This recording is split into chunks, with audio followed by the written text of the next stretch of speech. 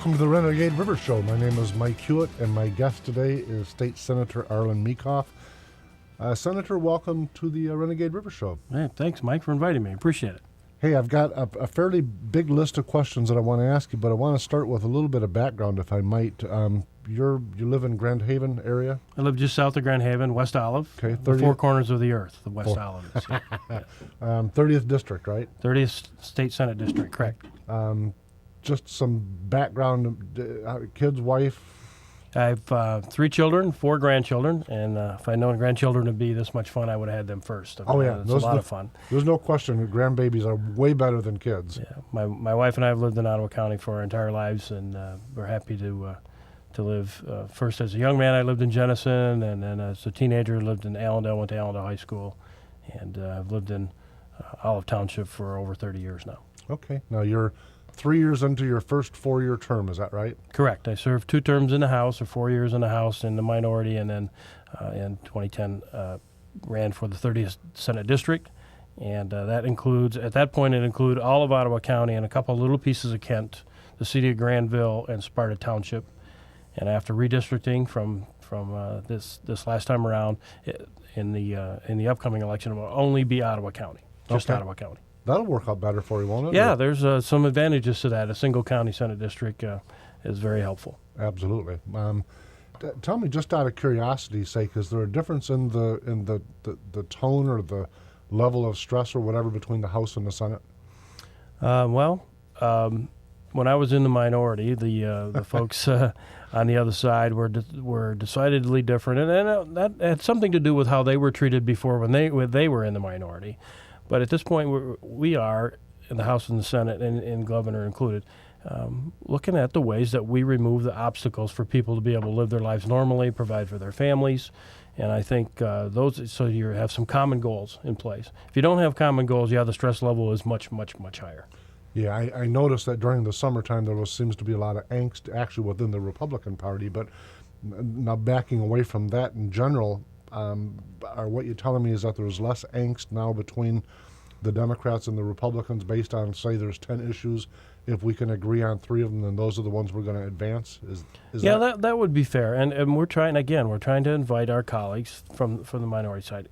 Give us your ideas on how we solve these problems. We may not agree on them, but we don't have to be disagreeable about it. Right. We'll advance the best ideas, and I think we're finding ways to do that. Okay. What committees do you serve on? I serve on regulatory reform. I serve on government operations, tourism, outdoor tourism, recreation, one of the natural resources ones as well. And I'm also on the Capital Committee. And a couple of those don't meet often, but I'm on. It might be up to 7 committees now, but that keeps you busy on top of the session things that we have to have in place, because the amount of reading that you have to do to be prepared to be an active participant in a committee is ferocious. I mean, my staff hands me the stuff for the weekend and says, "Here, make sure you read this, because here's your committee meetings for next week, and here's likely to be the topics, the bills that are going to be in front of you." So in order to be educated, there's a lot of reading. Now, you, as I understand it, you're the Senate Majority Floor Leader, correct? That's correct. How does that happen? How do you get to be a Senate Majority Floor Leader? Well, for your listeners, I think it's valuable for them to understand it. The floor leader is basically the traffic cop on the floor. My office directs all the bills that move from committee to the Senate floor, or from the House to the Senate, and then as they're passed or amended, and all of those things that happen about that's the traffic cop and making them go to the right place and move at the right place at the right time. So it's a big logistics operation to move legislation. And I actually was fortunate enough to run and have the confidence of my colleagues to ask that I would be the floor leader and do that process for them and for the Senate. And it's a big operation, and I can't do it without some really great quality staff. That is key to having this done. As I watched and got advice from other floor leaders before, that was probably the largest thing they stressed to me. Make sure you get quality staff that helps you be organized on this thing, because it's can be a nightmare. And if you do it wrong, you get sued. The Senate gets sued, and it just makes a big mess of everything. So it's important to do it right. It's important for a lot of reasons to do it correct. So from the outside looking in, it looks like a logistics bureaucratic mess. But from time to time, I bet it's a lightning rod position. It can be, because people are asking you to move their legislation, and you know it's not going to go anywhere. So Sure. For whatever reasons. And it's also, when it gets referred to a certain committee, Right. people may complain and say, I didn't want it to go to that committee. I wanted it to go here. So there's sometimes you do draw some criticism for doing the things you do. Is your office the one that decides which committee is going to get it? We have input in that, not the final decision. Usually it's the majority leader has the final decision. But generally we know if it's coming from the House and it's been in House Agriculture, it generally goes to Senate Agriculture to have the hearings there as well. Now, Senate leadership is the Senate Majority Leader. Who else would be involved in? There's an assistant leader, Okay. myself, the floor leader, as caucus chair, and a couple of other positions as well, all elected within your own caucus. And there's 38 total. 38 total senators, and the Republicans have 26 right now, a supermajority. Coming into the next year, are we thinking we're going to sustain that, grow, shrink? I would think the citizens are going to have a lot of input on that. There's probably 10 or so seats that are really very, very competitive. 4 of those are open seats where senators are leaving, Right. and those are generally going to be tough battles. I would say 26 is the goal, but it's probably tough. It's going to be tough and expensive to maintain Right. 26 seats. Although I think the citizens and the people of Michigan have seen having a supermajority on one side and moving the legislation quickly that benefits them and benefits the state to help the state grow is important. And I hope they respond in that way as well. Let me ask you a political question. Governor Snyder, with him at the head of that ticket, does that make it a harder push or an easier push? It actually depends on the district. I would say the governor is almost apolitical. I mean, he's, in my opinion, and we can agree or disagree on that, he's center right. Okay, he's not far right. He's not center left. He's a guy that looks at a problem, and as an accountant, he looks at it's a numbers problem. Here's a numbers problem. Here's a number solution. He doesn't really attach any political label to it. He's just trying to solve a problem. And that rankles some on the left and some on the right, but I don't think we can really argue about the results and where Michigan's been and where it's going to, and where we're headed right now. So I think it depends on the district. Okay. So guys like me would be kind of a push, because when I look at him, listen, I like him. I'm not trying to be personally disparaging, but when I look at him as with his accountant hat on, I see a guy that just looks at static numbers, and that doesn't necessarily take into consideration human nature. And with that in mind, it makes it a little bit more difficult for me to project where the target is long term for Michigan under his stewardship.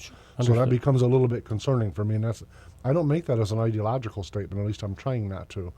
I'm making it more of when I look at it in my own business life experience, and I look at accountant type people, and I'm not trying to be disparaging of any one life path or another, but it seems like most accountant type people are not necessarily executive leaders, and I think that's probably one of my I think in the opinions. governor's background, you've seen executive leadership when he was at Gateway and other things. So he brings in some of those experiences. And I will say it was probably a little more difficult for him to transition from a CEO type to actually working with 3 co-equal branches of government. I mean, we don't work for him.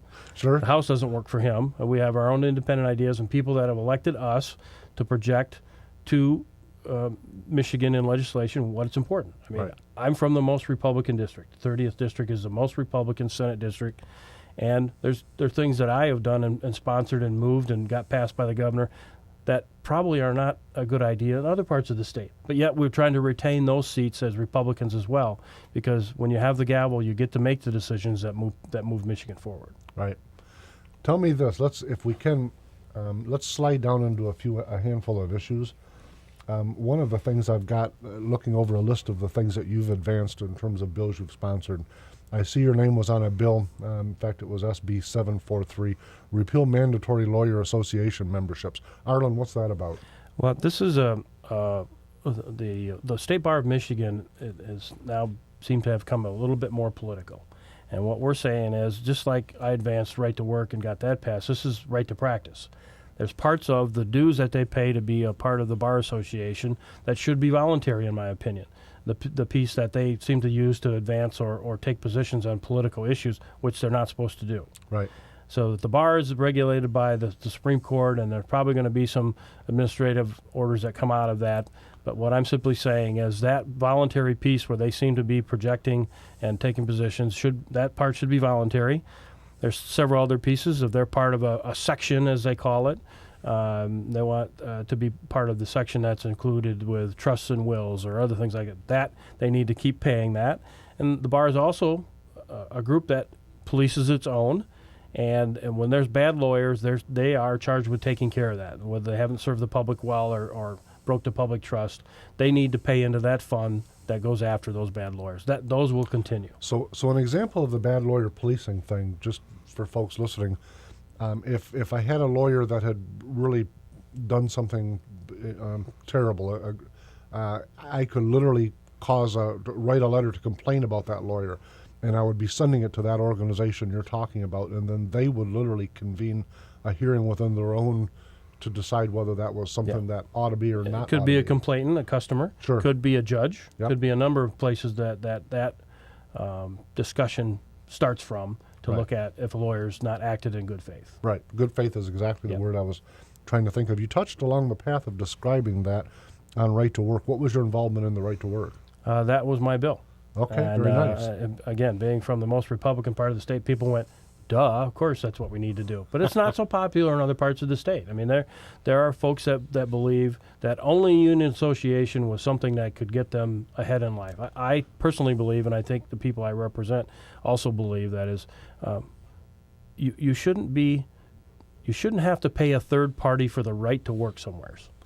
You know, for me, Arlen, it went. First off, I 1,000% agree with that. But for me, it involved the word liberty. If there was a young girl and her husband, I've talked about this on the show before. Young girl and her husband, they're trying to conceive a child, can't. They as a young couple, they're spending an enormous amount of money going through the medical processes. And while they're doing that, because she's an employee at a West Michigan drugstore that's unionized, she's forced to contribute, and those wages are going towards pro-abortion, all of the things that she's absolutely opposed to. And I think to myself, what kind of system is, to me, that is about as un-American as you can get. Even our founders offered some really specific quotes about causing person to contribute to something that they abhor. So what I always try to get my head around on the idea of the right to work, frankly, I don't even know why a union would demand that, because it seems like without that, they're going to have to get better. And how can that be bad? That this will cause them to be a better organization as a union. And I think that's gonna be borne out in the way we see unions market to the people that they want to enlist, and say, we're a better organization for you because we provide X, whatever X is. It could be training, it could be experience. What I tend to think, and what I believe is going on, is the groups that actually engage and train, say like the Carpenters Union, the Boilermakers, electricians, the money that they pay in dues, they get back in training, and they're some of the best trained people at those skilled jobs. Right. Some of the service unions, I think, is where the fall off is going to be, because it's harder for a person to say, well, that $1,000, what am I getting? Okay, am I contributing, to your point, of something that doesn't make a lot of sense when my union's involved in social issues? Right. Do I not want that to happen? And why should I be compelled to pay in to do some of those, or sponsor or promote some of those activities, which I don't personally believe? So you're right, liberty is involved in that, but I think it's in a broader sense. I think a lot of Michigan folks, and especially the folks in the 30th District, would understand the unions have probably, the pendulum has swung too far on their influence. At one point, they were so devastating to Michigan that we were some of the highest cost in doing a lot of activities. Point in case, or case in point, excuse me. I think the stat is the last 20 automobile assembly plants have been built and established anywhere but Michigan. The last 20 assembly plants. That's pretty significant. That's pretty significant. That's overwhelming, right? in fact. So, and I'm not disparaging the UAW or whatever, but there's been probably a large overreach in that. So what we simply said is we're going to give people the opportunity to engage with that if they so choose. So prior to that, if you wanted to be in the UAW or United Commercial Food Workers Union, you had to pay into that, and you could lose your job if you didn't pay your union dues. even though you worked for Myers or Ford or whatever. You could lose your job for not paying your union dues. It had nothing to do with your job performance. Seemed like the battle cry from unions for a number of years, in fact, through most of my young life and even middle life, was more. And whatever the cause was, right. The battle cry was more. And so it got to the point where cities like Pontiac, Michigan no longer have a police force. And, as it was shrinking, the president of the police union would say, that's okay. I see you just laid off a bunch of people. Just pay the ones that are left well. And I thought, wait a minute. What happened to sovereignty and working together? And, I just, that concept where to your point, where they've run off 20 opportunities to have increased manufacture here in the state of Michigan. They're going to, I think, have to market them a lot better. My other involvement was shepherding it through the House and the Senate and to the governor and through the majority leader, who the governor at one point had said it wasn't his priority, but if it got to his desk, he would sign it, and to his credit, he did. Contentious, and there was a national news about it, and my kids were still joking about my 10 minutes of fame because I was on Fox News to talk about it on a couple of Fox News programs. But the significance of that will be borne out over the next generation of citizens here in Michigan, who we can literally say Michigan now open for business. And if Michigan can do right to work, I think any state can do right to work. Tell me on the governor, when you said that it was not on his it wasn't part of his agenda going forward. Was that a contentious thing to get him to sign it? Once we got to the point where he understood it as a social justice issue, it's a rights issue. I have the right not to do some of these things if I want. That really was the point. And I think, to the union's credit, they were helpful in Proposal 2 in pushing that, and Michigan citizens had a year-long discussion about what are the abilities of unionization and the rights of unionization, all those things, and collective bargaining. And at the ballot box, they made their opinion well known. And then we began to march down that opportunity that they provided for us. So I actually thank Bob King for him sticking the eye into the citizens of Michigan, sticking his thumb in their eye and saying, yeah, we're gonna take over the state and make collective bargaining a part of our Constitution. So I think his involvement actually spurred the growth to go on. The governor had talked with the unions ahead of time and said, don't do this. Right. Don't put it on the ballot because I can't control what the pushback is going to be. And he was actually right. Right. The pushback was you wanted to do this, well, we're going to do this. And I think the whole debate was set up by the unions. Now, I agree with that, but I think some of the fallout on the other side of the fence it appears, at least from my vantage, that it's hurt Shower's candidacy as governor. Oh, that's a fair point. I think they're still struggling to find somebody that's relevant to run against this governor, whether you like him or not. I think they haven't helped themselves, and I think they're a little less lacking in their support of a candidate Shower. But time will tell. I'm sure they're going to at some point they're going to engage at a higher level with more energy. But it doesn't seem to be going well for them at this point. Sounds like you're a mastered understatement. They're not thrilled with him at all. Folks, we're going to go to a break, and we will be right back.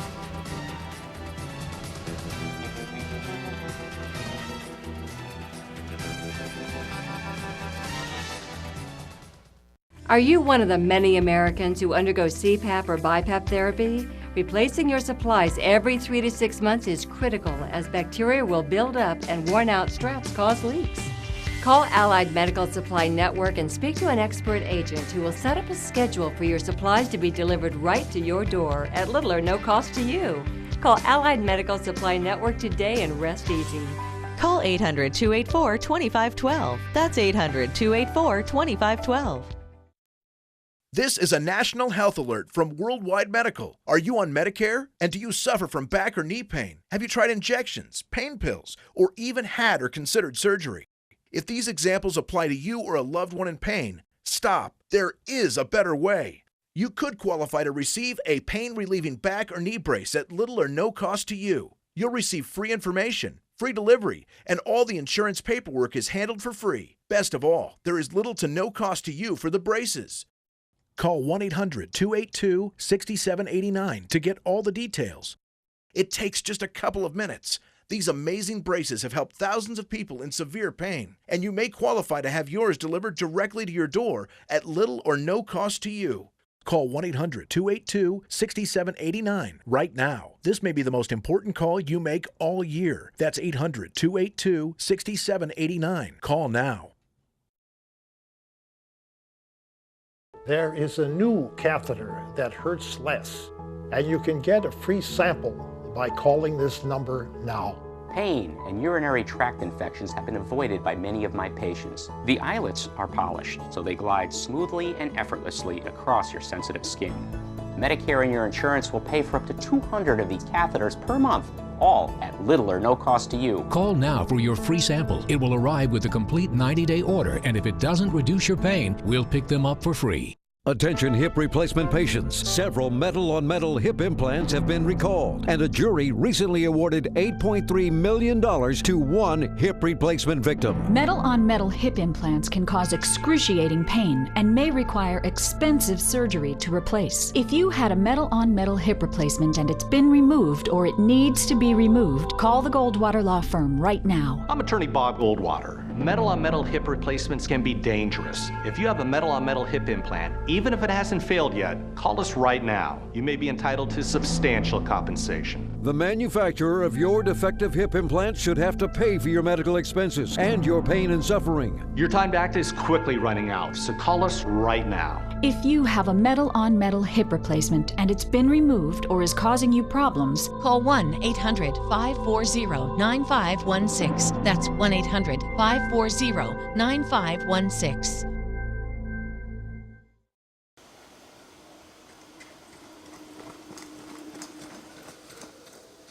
Brought to you by Renegade River.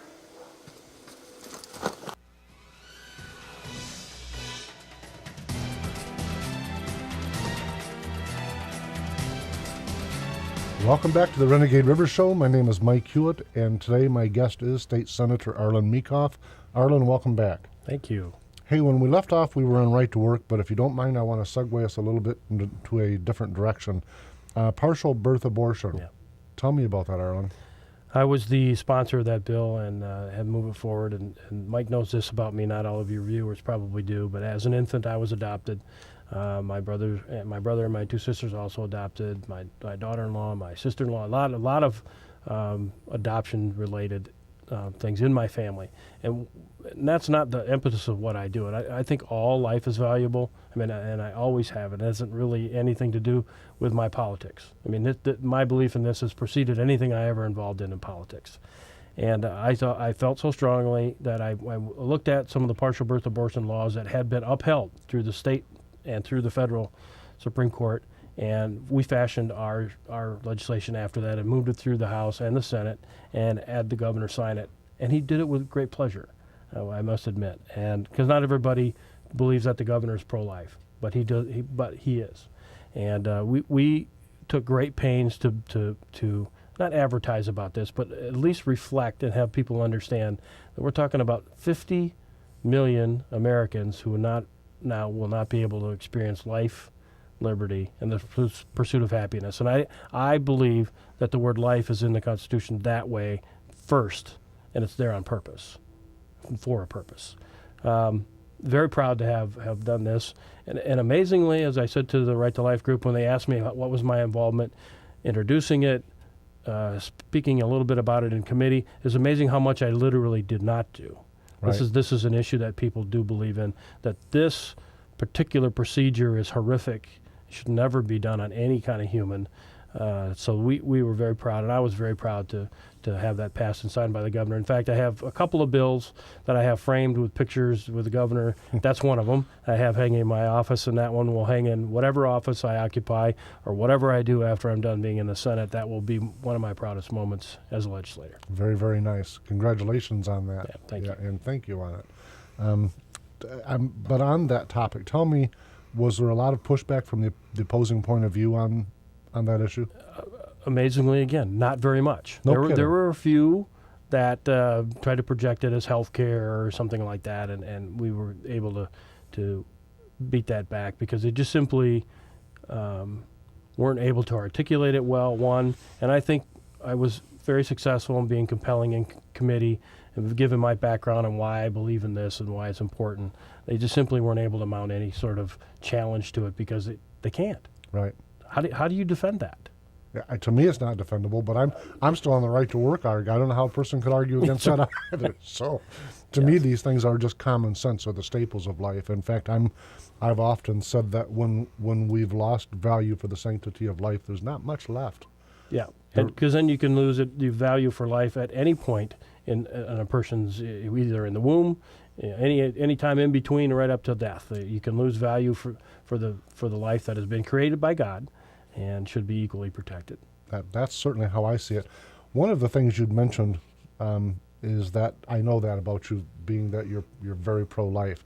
And the reason I know that, just for listeners, a little background, when Arlen Meekoff became the state representative, I was in the primary race. And the reason I bring that up is that, first off, it's a compliment. You're the hardest worker I've ever seen, especially on a campaign. And so you won, and I think you deserve that victory. But the reason I wanted to bring that up is I wanted to ask you, there's a lot of talk now about part-time legislation. Oh, yeah. And given the fact that you're very, very involved in the state Senate, and immersed in terms of hours that you're spending, and the fact that I know you on a personal basis, I've campaigned against you, you're a hard worker. So I think there's a lot of legislators that I couldn't say that they're full-time. They're just not. You are. So what is your take on the concept of part-time legislators? I think there's a couple of aspects that I need your listeners to understand. When you're a legislator, it is part-time. It's any part of 90 or 100 hours a week you want. Right. And you know that of me, and that's because you basically have 3 part-time jobs. You're in Lansing doing your committee work and voting. You're in the district, and then you're campaigning. And there's 3 kind of part-time jobs.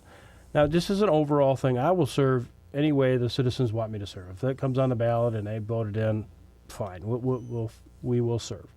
But I do think that the challenge is going to be to help people understand the education. We have 3 co-equal branches of government. And if you're going to cut one of the legs of the stool off, you're going to change the dynamic a little bit. So in the governor's office, in the judicial offices, in the bureaucrat offices, in the lobbyist office, everybody's voice will still be there. The one that will be limited is the one that the citizens have through their legislator. And I think that if people understand that they're going to change the dynamics of that, and that's what they want to happen, then they will get the government that they deserve. I think the proposal that's in front of us now is a little short-sighted, because if you're going to go to part-time, you should probably remove the term limits, because the steepness of the curve of learning is incredible. To learn about and understand the issues of which you're going to vote, you need a lot of time. And I mentioned to you earlier about the volume of reading that my staff gives me to be prepared to be in a committee and things like that. And if you or someone else were engaged at that level, you would have to have another job to support a family. Right. So therein lies some of the challenges. I have met a number of colleagues from other states, even some from Nebraska, who are unicameral. And again, those are states that are 2-3 million people. There's some other dynamics, but I do know when my colleague from Nebraska hands me his card and says he's a councilman from whatever area of Nebraska, he pays for his own business cards. And I said, why do you pay for your own business cards? He says, because it says state senator or whatever his title is on this side. On the other side, he's also the lobbyist for Farm Bureau. Yeah, that's not a healthy thing. That's probably not a healthy thing. Yep. So if you're going to look at, if somebody's going to make $35,000, which is a good wage, really good wage, is there going to be another group of people that backs that person to be engaged at another level and getting paid, so that when they're in their period of time of legislation, they do their job and then they go work for somebody else? Who's the somebody else? Right. I think, though, that some of the battle cry on the folks that are pushing that is that, and everyone defines part-time legislation as something different, but they're indicating that there's only 4 that are full-time. And frankly, I've not sat and tried to break down my opinions of the ones that are identifying as part-time. But their rationale is that you'd have a lot less to read, and that you wouldn't have a big group of people all sitting around trying to figure out what law to pass so they can get their name on it.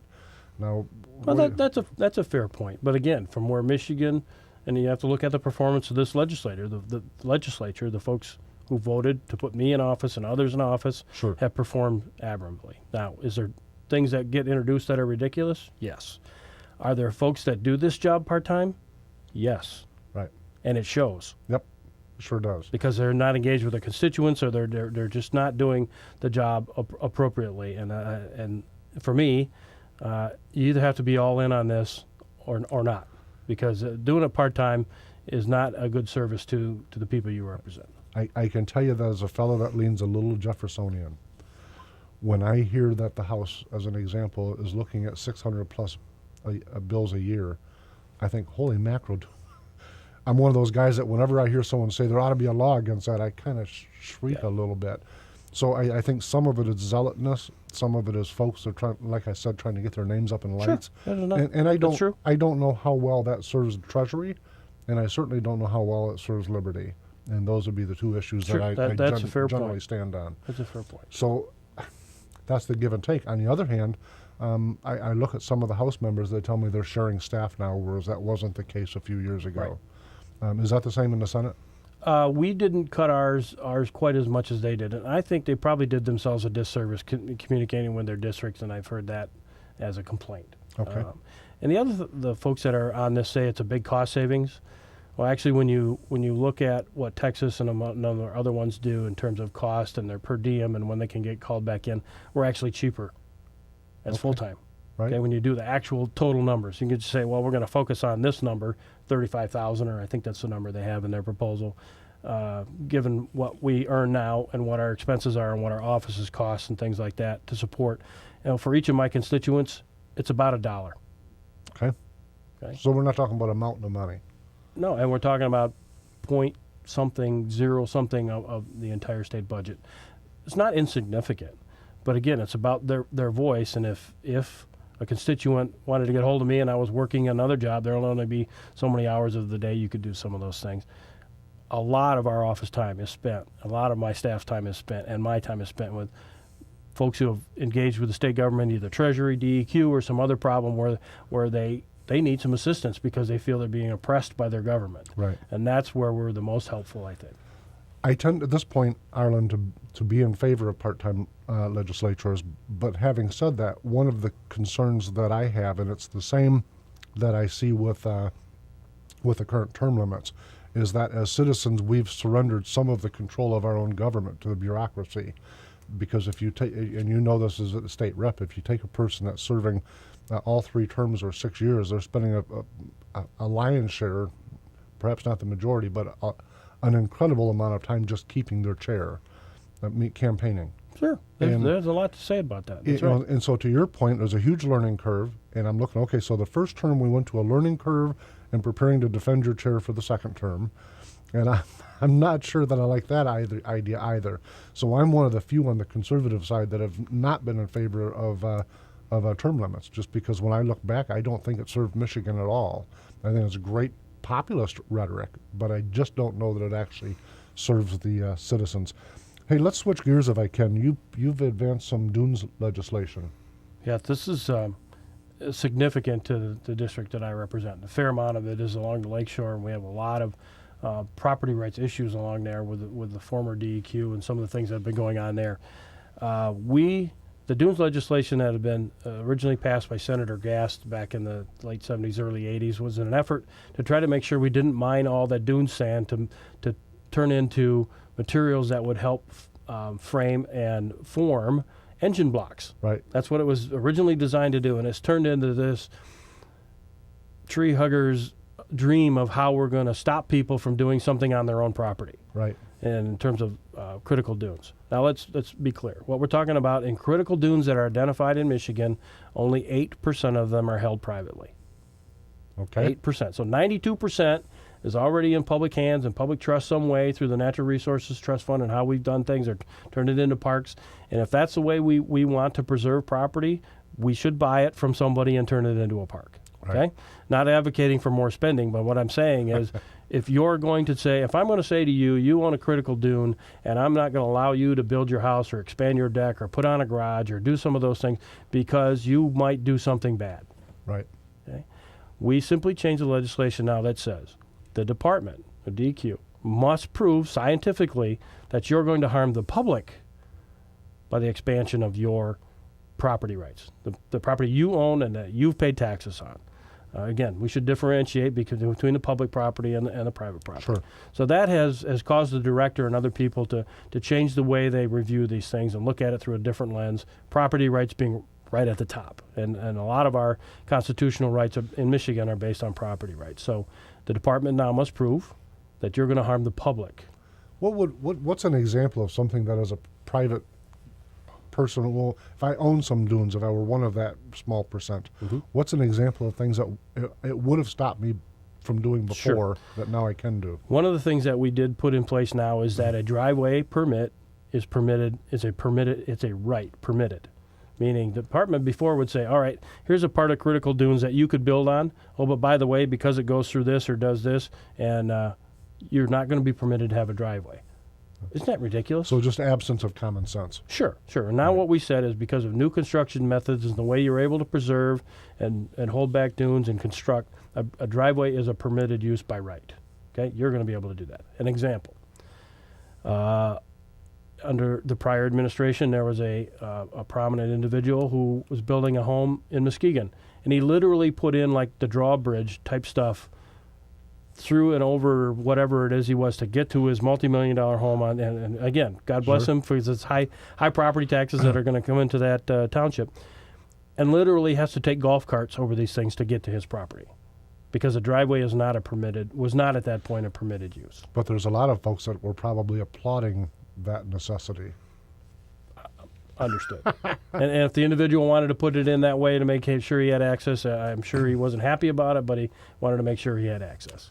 I would be remiss having you on the show if I didn't ask you, is there any gun legislation coming our way?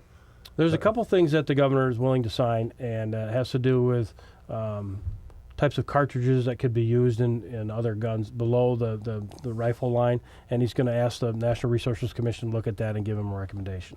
Some other things that we're going to do to match federal legislation in terms of barrel length on some things like that. I'm getting a lot of push from my school superintendents that want something done because they're in a tough spot. They're in a tough spot. You have people that want to flaunt open carry and walk in a building and cause all kinds of panic because not everybody's comfortable with that type of use. Right. And Senate Bill 59 was something we had put forward, probably not going to come up right away, but simply saying you could conceal carry in those types of zones if you had done the extended training and things like that. And I thought that was a reasonable compromise where people could say, look, if it's the sight of a gun that's bothering you, then allow it to be concealed. And your camera's not going to show it very well, but I stood up at a committee hearing and said the difference between open carry would be me doing this and have it open on my hip, walking into a pistol-free zone, and that would be legal. Under the shell. Under the shell. And if I did this, it's now concealed, and I would be breaking the law. Right, and for folks that are not familiar with what I'm saying when I say under the shell, that's Michigan's Constitution. Shall, not maybe or might or could be or up to legislature, it's shall. So we still want to move some of those things, but I don't think it's going to be an election year issue. And unfortunately, when Senate Bill 59 was passed, there was a school shooting, and the governor put that on the shelf, said, look, we're not going to do this right now. It's just really bad. He really just couldn't do it. No, he couldn't. But I will tell you, though, as a gun advocate, I think that the idea of setting aside where you can carry it, all of that, the idea of advanced training, I'm hugely in favor of. Mm-hmm. And in fact, frankly, I'll probably get, no, I can't say shot for this, but I'll probably get yelled at for this, but I would like to see the current training get enhanced a little bit. I'm not entirely comfortable with some of the folks with the training that they're getting. Yeah, I think there could be more. I would agree with you, Mike. There's probably more that could be done on the amount of time you spend on the range or handling a gun. Right. And I've taken some more advanced courses and things like that, and it actually teaches you how to be aware so that you don't get yourself in a place where you have to draw the gun.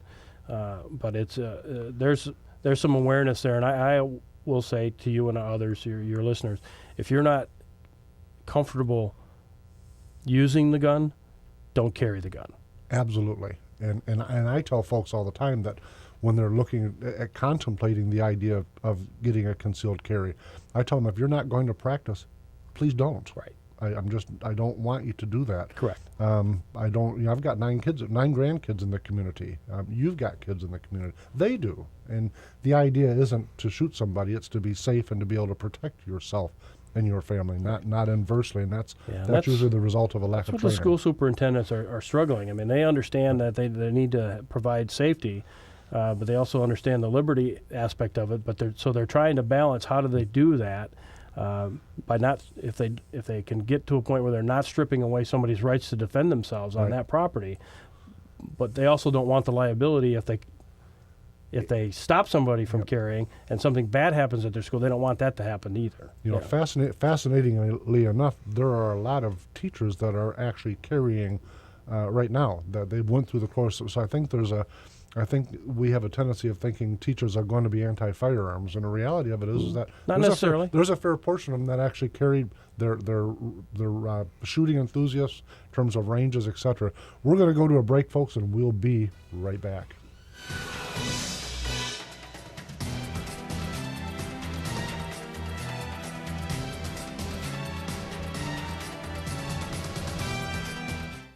Attention hip replacement patients. Several metal-on-metal hip implants have been recalled, and a jury recently awarded $8.3 million to one hip replacement victim. Metal-on-metal hip implants can cause excruciating pain and may require expensive surgery to replace. If you had a metal-on-metal hip replacement and it's been removed or it needs to be removed, call the Goldwater Law Firm right now. I'm attorney Bob Goldwater. Metal-on-metal hip replacements can be dangerous. If you have a metal-on-metal hip implant, even if it hasn't failed yet, call us right now. You may be entitled to substantial compensation. The manufacturer of your defective hip implant should have to pay for your medical expenses and your pain and suffering. Your time to act is quickly running out, so call us right now. If you have a metal-on-metal hip replacement and it's been removed or is causing you problems, call 1-800-540-9516. That's 1-800-540-9516. Are you one of the many Americans who undergo CPAP or BiPAP therapy? Replacing your supplies every 3 to 6 months is critical, as bacteria will build up and worn-out straps cause leaks. Call Allied Medical Supply Network and speak to an expert agent who will set up a schedule for your supplies to be delivered right to your door at little or no cost to you. Call Allied Medical Supply Network today and rest easy. Call 800-284-2512. That's 800-284-2512.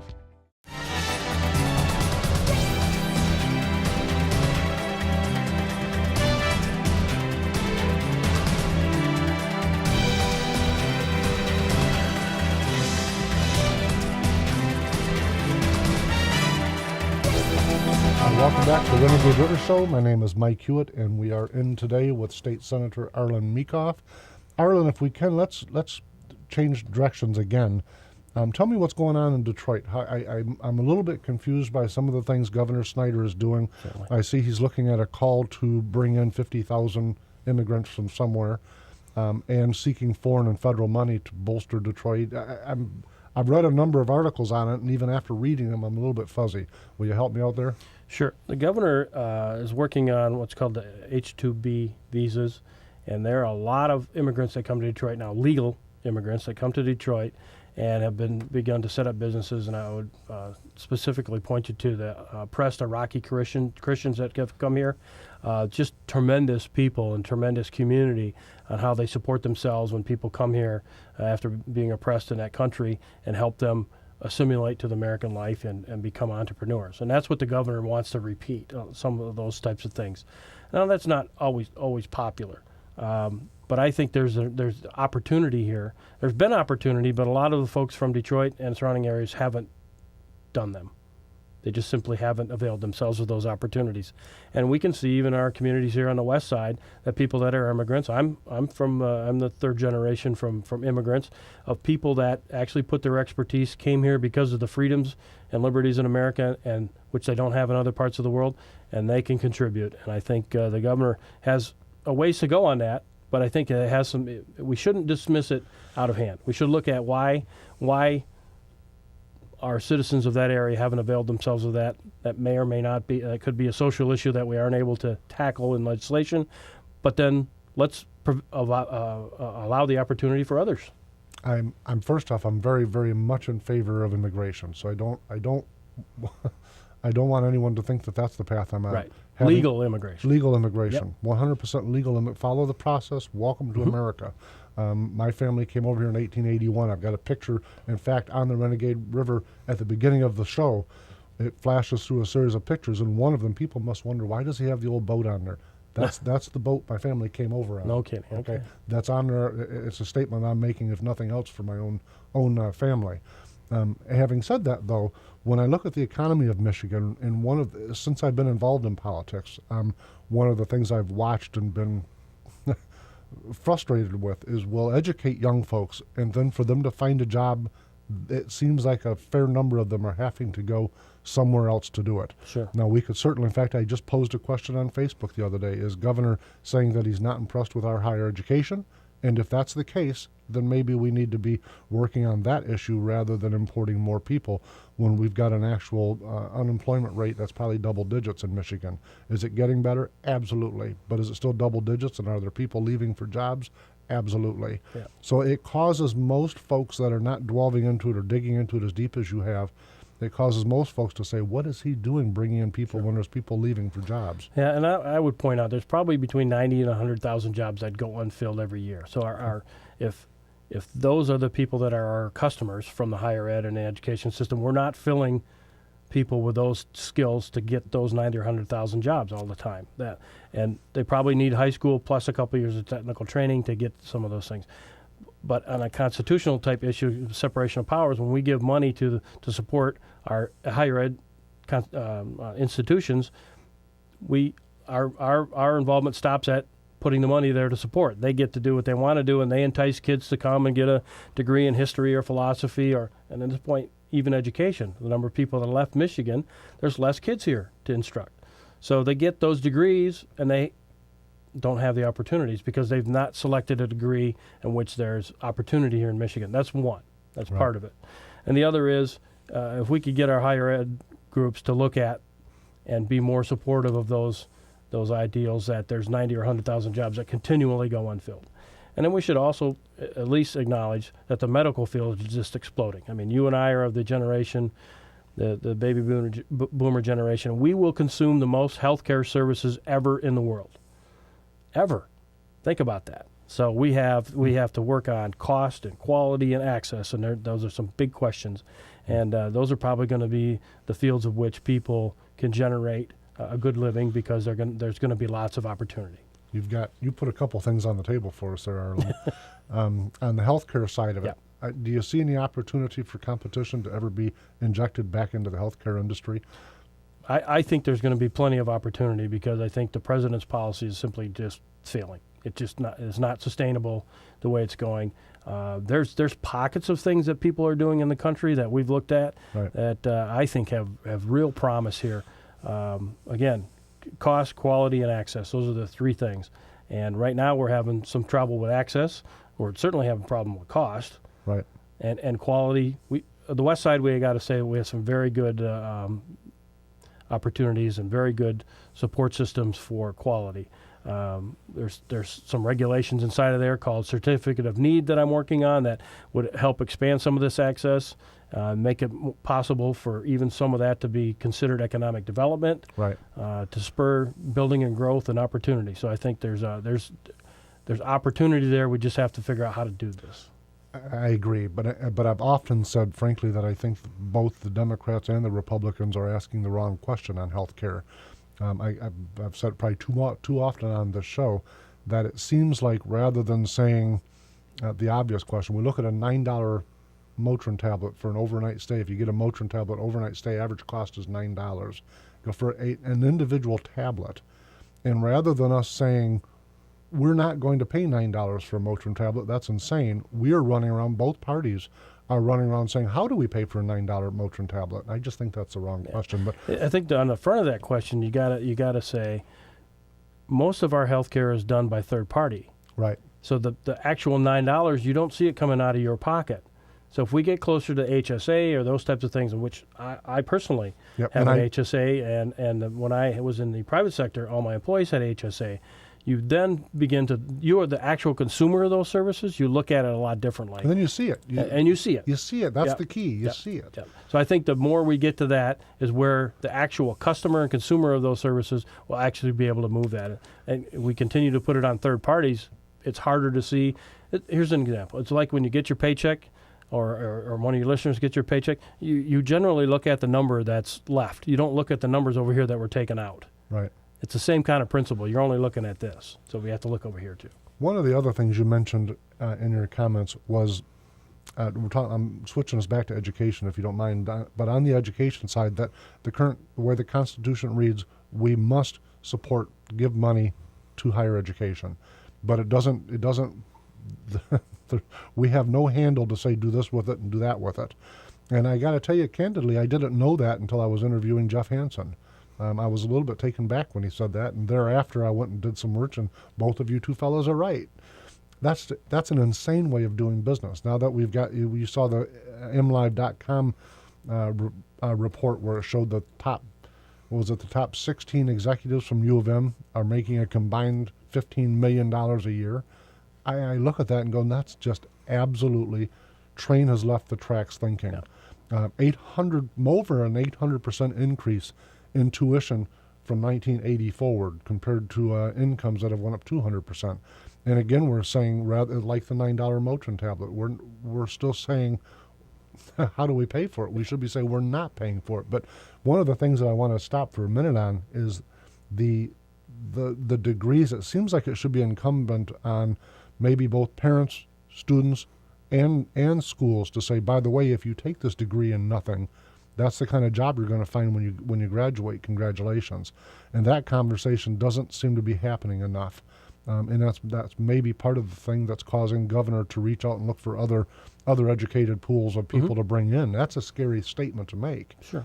And under that framework, we've done a little bit, and I have to give Senator Shoemaker a lot of credit here. When she put into place the metrics of how we're going to measure how effective the university is, and Grand Valley, I got to say, comes out way on top of that. I mean, those guys have figured out how to make copper wire out of pennies. I mean, they get the least state support, and they do the best with it.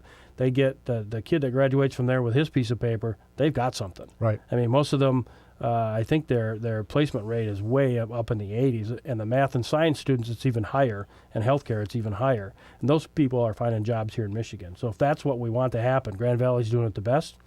On the other end, some of our other state-supported institutions have gobs and gobs of money in a trust fund. Maybe they should just privatize.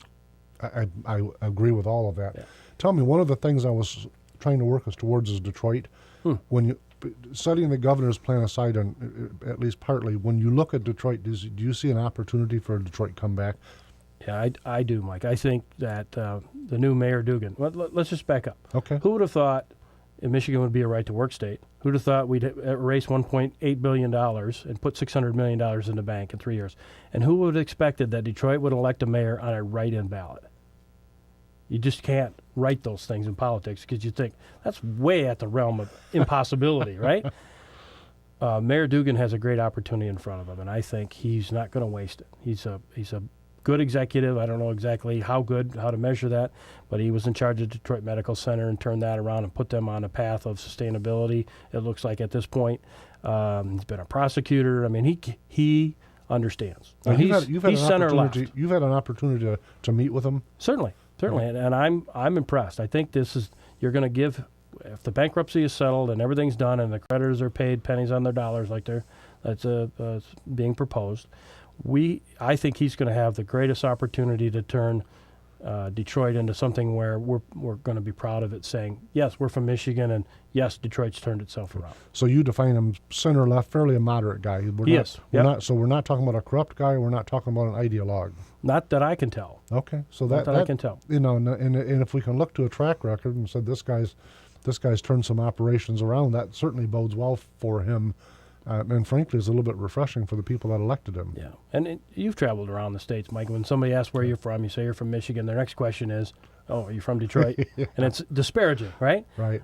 I'm now beginning, and maybe you are as well. When you say you're from Michigan, and people ask about Detroit, they're going, "Hey, you guys are going to fix that, right? It's going to be better, right?" And I said, "I believe so, because a healthy Michigan includes a healthy Detroit." Right. If we're able to get them on a path of sustainability and require reforms and some checks and balances, and they become healthy and pay their own way, that's a lot of state money that could either be returned to the citizens or invested in roads or in education, and that would be better for all of Michigan. You know, the reason I was smiling so big is when I first moved to West Michigan back in the mid-'90s, everyone over here, where are you from? I come from the other side of the state. Oh, you're from Detroit. So everything east of Lansing is Detroit. It's Detroit, yeah. Okay. Now, before we run out of time, the budget surplus, is Certainly. it real? I hear a lot of people trying to spend it, but is it real? What is it? It's projected over the 3 years that could be as much as $1 billion. In real money, or paper money, as you want to say, it's closer to between $600 and $700 million. That other part is projected. Okay. And what the governor's saying and what we're saying is we kind of do a 2-year budget, and we kind of can see what's going to happen. If you're going to spend it here, you know what's going to happen here in the next year. And the third year out is just projecting that if it continues to go at this pace, we could have $1 billion. Right. Now, I think for your listeners to understand, Michigan is a $50 billion budget, and we've done a lot to pay down our other debts and move things and consolidate things. We still have $30 billion, that's with a B, of unfunded liabilities. This is stuff that people have agreed to previously, that we have commitments, and we need to figure out a way to reduce that. And the best example I can use is Dave Ramsey. You pay down your debt so that your cash flow increases, and that's what we need to do first. Secondly, if we're going to spend money, I think it should be on our infrastructure and roads. I'm understanding this spring there'll probably be 20 to 25 bridges that are going to be closed because they're not safe. We've already invested a lot of money in our infrastructure. To allow that to depreciate and not be functional is not a wise use of money either. Right. And you've got a bill, I don't think we've got very much time left, but you've got a bill that you put forward asking for teachers to take 401k instead of pension. Is that right? That's something we have a big stake in right now, trying to turn that. We've done some of that in a hybrid system, and that's what's reduced a lot of our long-term liability. But we're holding the schools harmless with anything more than 25% contribution to the pension, and then the state's picking up the rest to make sure that that's whole. And all new teachers are getting 401k now. But the people that are in it are going to get paid over some period of time over the retirement, and when that falls off, then we're going to have opportunity. It'll be long after I leave office, but I think the closer we move to that, it's better for the teachers. They're going to get a better return on their investment, and they're in charge of their retirement, and I think the state needs to get out of the business of retirement. Very nice. Senator Arlen Meekoff, thank you for being on the Renegade River Show, and folks, we'll see you next week.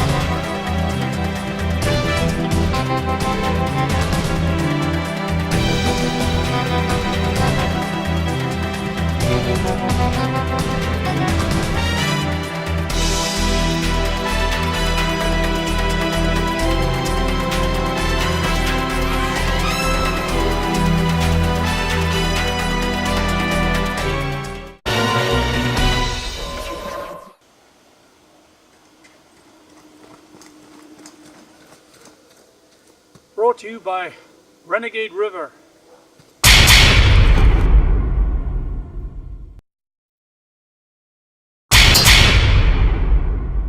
Are you one of the many Americans who undergo CPAP or BiPAP therapy? How often are you replacing your masks and hoses? Replacing your CPAP or BiPAP supplies every 3 to 6 months is critical to an effective therapy. Bacteria will build up, making you sick, and worn-out straps cause leaks and are just plain uncomfortable. Let Allied Medical Supply Network help. Call Allied Medical to speak to an expert agent that will determine which supplies you need and will set up a schedule for your fresh, brand-name supplies to be delivered right to your door, right when you need them. Shipping's absolutely free, and you may qualify to receive supplies at little or no cost to you. That's right, there's no driving around town or remembering when to order. Call Allied Medical Supply Network today and rest easy. Call 800-560-7631. That's 800-560-7631.